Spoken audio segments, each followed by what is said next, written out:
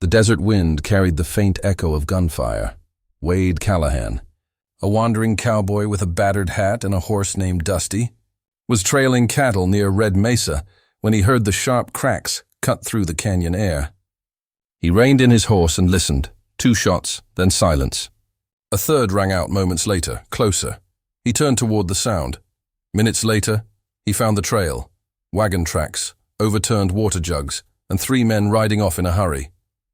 Just beyond the rise, a broken cart lay splintered in the sand. Inside, 2 young Apache girls, no older than 10 and 12, huddled in fear, their clothes torn, eyes wide.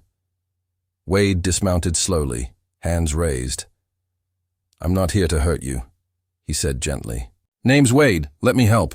They didn't speak, but they didn't run. He wrapped them in his duster, lifted them onto his horse, and rode toward shelter. Part 2. Shadows at sundown. Wade brought the girls to a trading post run by an old friend near Sundog Creek. The girls, Naya and Loma, refused to speak much, but they clung to each other tightly. Their language was mostly Apache, though Wade caught the names of the men who attacked. Kessler's gang, local thugs with no code, just cruelty. "They're scouts," Wade's friend muttered. "If those men took their family, more trouble's coming." That night, Wade sat beside the fire, the girls asleep near his bedroll. He didn't know much about raising kids, and even less about Apache ways. But he knew right from wrong, and abandoning these girls in a broken desert wasn't right. "I'll find their people," he promised them quietly. "I'll make it right." But he wasn't prepared for who would come looking. Part 3. The Debt. 3 days later, just past dawn, a silhouette appeared at the edge of the camp, tall, cloaked, and silent. Wade's hand instinctively went to his revolver, but the figure didn't flinch. As she stepped into the light, Wade saw her face, a proud Apache woman, with deep-set eyes and a weather-worn cloak. Across her back she carried a bow. At her side, a ceremonial knife. The girls awoke and ran to her. "Mother." She embraced them tightly, then stood before Wade. "You saved my daughters," she said in clear English. "That is blood deep. But Apache do not accept kindness as debt-free." Wade shook his head. "Didn't do it for payment." She stepped forward. "Still, there is a price. A balance must be kept." From her pouch, she pulled out a folded bundle, beaded leather, red with sacred markings. Inside, a necklace, a carved bone, and a war token. "This belongs to the man who saved children," she said, "but he also inherits our fight." Part. The fight. Ahead, Wade turned the token over in his hand. He'd seen one like it before, years ago in Mexico, on a bounty hunter's corpse. It marked a vow. A warrior owed a life debt would fight alongside the Apache when called. He looked up at the woman. "What fight are you talking about?" She pointed to the north. "Kessler's men took others. They sell girls to the mining camps. They ride through our land like we are ghosts. You rescued 2. Now help rescue the rest," Wade sighed. He was just a drifter. He'd seen blood, been on both sides of justice. But something about the girls' faces, how they looked at their mother, then at him, made the choice for him. "When do we ride?" he asked. She smiled, not with joy, but with respect. "Before the next moon," she said. "They won't expect a cowboy and an Apache to fight side by side." Wade nodded and holstered his revolver. "Let's bring them home." The ride to Sundog Creek was long and quiet, broken only by the sound of hoofbeats and the girls' occasional soft sobs. The younger one, Naya, held tightly to her older sister, Loma, both still shaken. Wade didn't ask questions.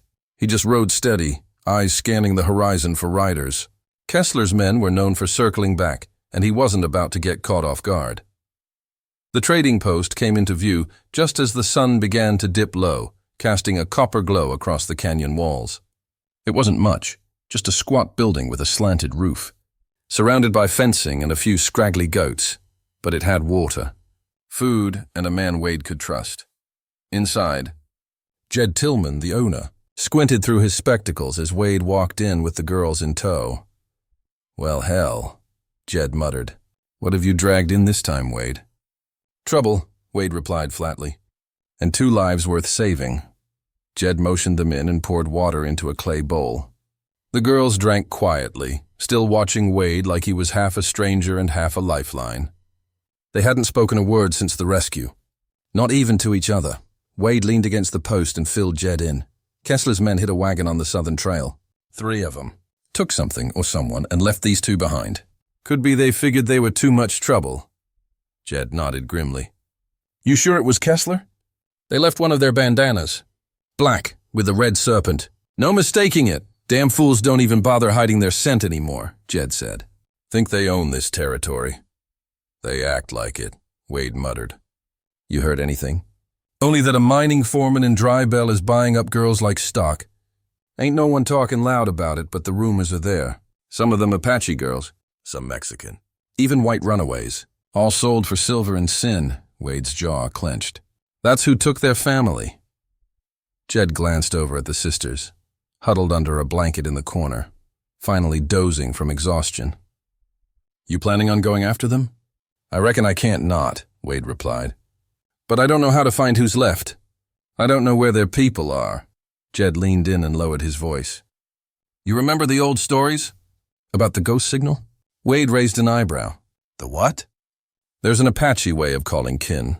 Smoke patterns, eagle feathers, symbols on rock. Most folks overlook it. But if these girls have people out there, someone's already looking for them. And if you stay put, they might just come looking here.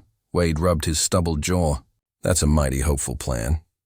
Hope's about all we got out here, Jed said, patting his shoulder. Besides, you've always had a strange way of finding your way into the right kind of trouble. That night, Wade laid out his bedroll near the back wall and let the fire burn low. He sat watch while the girls slept, his rifle within arm's reach. Coyotes howled somewhere in the far hills. The stars came out thick, unbothered by clouds or conscience. He didn't know much about raising children.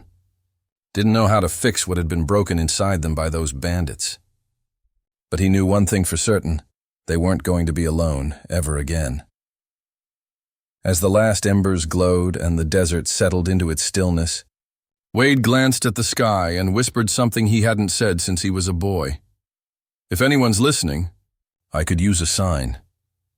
It wouldn't come that night, but just beyond the canyon ridge, under cover of darkness, a figure moved silently, tracking, watching, waiting. Their mother was closer than he knew. By the time Wade stepped out into the cool desert morning, the sky was streaked with the soft orange of pre-dawn. He'd barely slept.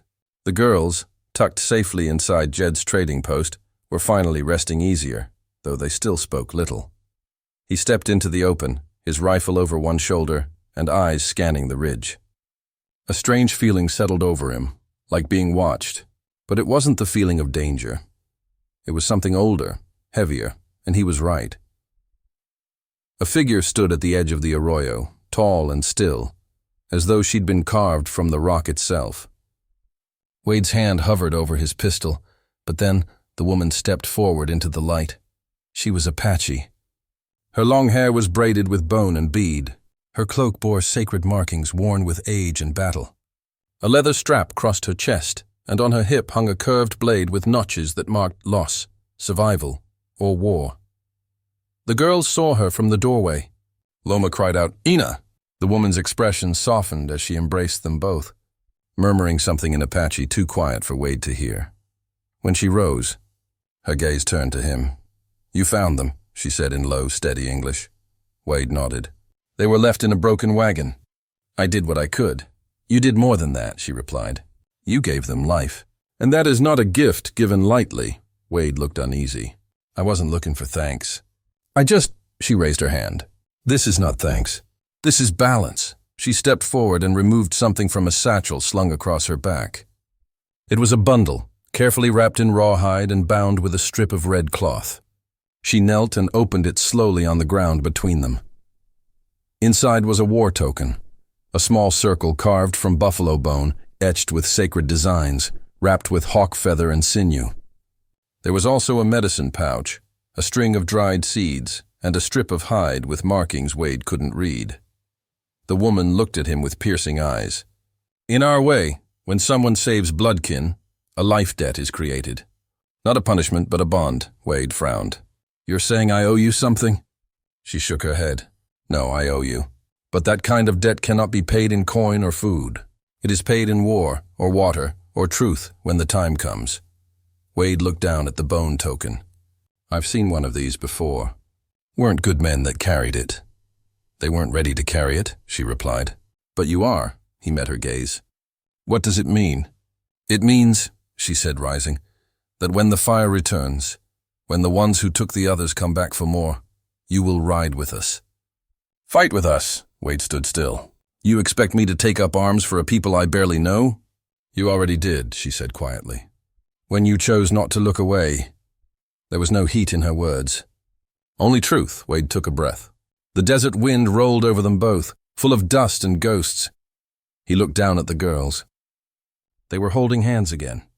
Watching him, he bent, picked up the token, and slipped it into his coat pocket. I don't know your name, he said. She replied. Atsa Win, it means eagle woman. Well, Atsa Win, Wade said, tightening the strap on his rifle. If your people are going to ride, I reckon you'll need someone who knows how to shoot straight. She gave him a small nod. Not gratitude, acknowledgement. In 3 nights, she said, turning. We meet at the Black Rock Ridge. You'll be there. She disappeared into the canyon shadows, as silent as she'd come. Wade stood there for a while after she left, the war token pressing against his chest like it had a heartbeat of its own. Inside the trading post, Jed poured him a mug of coffee. Well, he said, you sure know how to pick your causes. Wade didn't answer right away. He looked toward the rising sun and said, sometimes a man don't pick a cause. Sometimes the cause picks him. 3 nights later, under a sky cracked open with stars, Wade Callahan rode toward Black Rock Ridge. The war token hung from his neck now, warm from where it had rested against his skin. He wasn't sure if it was the weight of carved buffalo bone or the promise that came with it that pressed hardest on his chest. Behind him, the desert stretched silent and still. Ahead, shadows moved near the rocks. Apache scouts. They didn't speak, just nodded. He was expected. Wade dismounted, tying Dusty to a juniper. As he walked forward, he saw the fire circle. Low, controlled flames surrounded by a dozen figures, mostly warriors. Men with quiet eyes. Some young, some scarred, some ancient. But all of them carried the same look he'd seen in Atsa Win, the kind of stillness that only comes from surviving too many storms. Atsa Win stepped into the firelight. Her daughters, Loma and Naya, sat wrapped in blankets nearby, safe among kin. You came, she said. Wade nodded. Didn't see much choice. You always had a choice. But now you have a place, she gestured to the circle. Wade stepped in. One of the warriors passed him a bow. Another handed him a small pouch of cedar and tobacco, offerings for the spirits. Wade didn't know the ritual, but he followed what he saw. Respect isn't always knowing. Sometimes it's just not refusing. Once the circle was complete, Atsa Win began to speak. 3 families were taken by the White Raiders, she said, voice like the wind over stone. 2 daughters were saved. The others were sold. Tomorrow Kessler's men ride through the canyon.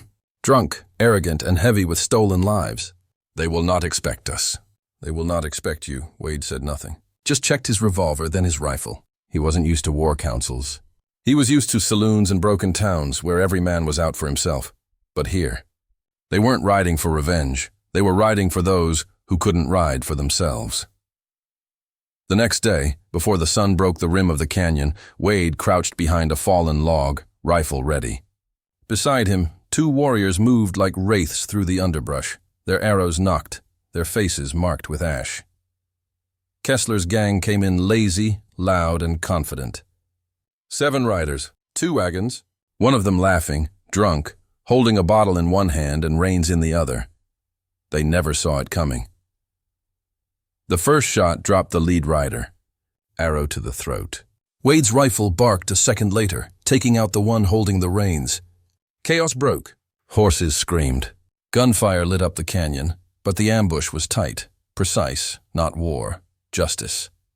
Wade moved like a ghost between brush and rock. He didn't fire recklessly. Every bullet had a name. Within 5 minutes, 5 of Kessler's men were dead, 2 tried to run. 1 made it 30 yards before a tomahawk found his spine. Only Kessler was left. They dragged him from beneath the overturned wagon, blubbering and cursing. "You don't know who I am," he screamed. "I got friends in Santa Fe. You can't—" Wade slammed the butt of his rifle into the man's mouth. Silence. Atsa Wynn stepped forward. In her hand, the same ceremonial knife Wade had seen before. "This is not about who you are," she said coldly. "It's about what you took." She looked at Wade. "Do you want justice in your way or mine?" Wade looked at the terrified man, at the wagons, at the girls huddled in the back, thin, bruised, but alive, I reckon, Wade said. "Yours'll be cleaner." She nodded. No joy in her face. Just the weight of what had to be done. Kessler didn't die slow, but he died knowing exactly why. That evening, the wind blew softer. The dust didn't sting the eyes, and the stars returned, untouched by the blood spilled below. Wade stood at the edge of the firelight. Atsa Wynn came beside him, silent. "You still carry the token," she said. He nodded. "Feels like I'll carry it a while." "You always will," she replied. "Not as debt, as truth." He looked over the camp, at the girls now reunited with their people, at the warriors telling stories again, at peace, earned through pain. "Maybe it's time I stopped drifting," Wade said quietly. Atsa Wynn studied him. "You want a place?" He hesitated. "Maybe just a trail that leads somewhere." She nodded once. "You found that." "And if you ever forget," she said, placing her hand briefly over the token on his chest, "remember what you chose when no one was watching." Wade tipped his hat, and for the first time in years, he felt like he belonged somewhere.